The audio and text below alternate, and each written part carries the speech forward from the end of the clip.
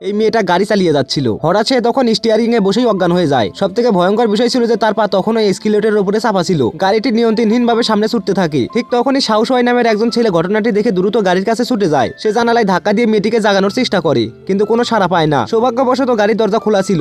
সে ভিতরে ঢুকে গাড়িটি নিরাপদে থামায় এবং কিছুক্ষণ পরে মেয়েটি তখন জ্ঞান ফিরে আনে। কিন্তু জ্ঞান ফেরার পরে মেয়েটি তাকে ধন্যবাদ না দিয়ে উল্টো সন্দেহ করে। সে মনে করে যে সাহসওয়াই তাকে লুট করতে এসেছে। সাহসওয়াই যতই বোঝানোর চেষ্টা করুক না কেন তিনি কিছুতেই বিশ্বাস করেন না, বরং তাকে গাড়ি নষ্ট করার অভিযোগও দেন। কথা বলতে বলতে হঠাৎই সাহসওয়াইয়ের মনে হয় যে এই মুখ সে আগে কোথাও দেখেছে। তখন সে একটা ওয়ান্টেড পোস্টারের কথা মনে করে। মিলিয়ে দেখতেই বুঝতে পারে যে মেয়েটি একজন পলাতক অপরাধী। সাহসওয়াই বিষয়টি গোপন রেখে সুযোগের অপেক্ষা করতে থাকে। এর মধ্যে মেয়েটির প্রেমিক সেখানে এসে হাজির হয়। মেয়েটি উল্টো অভিযোগ করে যে সাহসওয়াই নাকি তার জিনিসপত্র চুরি করেছে। প্রেমিক তাকে তল্লাশি করে একটা মোবাইল ফোন পায় এবং রাগে তাকে মারধর করে। এরপর তারা দ্রুত সেখান থেকে চলে যাওয়ার প্রস্তুতি নেয়, কিন্তু সাহসওয়াই হাল ছাড়েনি। সে গাড়ির উপরে ময়লা ছুঁড়ে মারে। এতে ক্ষুব্ধ হয়ে প্রেমিক আবারও গাড়ি থেকে নেমে আসে। ঠিক তখনই পুলিশ ঘটনাস্থলে পৌঁছে তাকে আটক করে। আসলে সাহসওয়াই আগেই কৌশলে তাদের ফোন ব্যবহার করে গোপনে পুলিশকে খবর দিয়েছিল।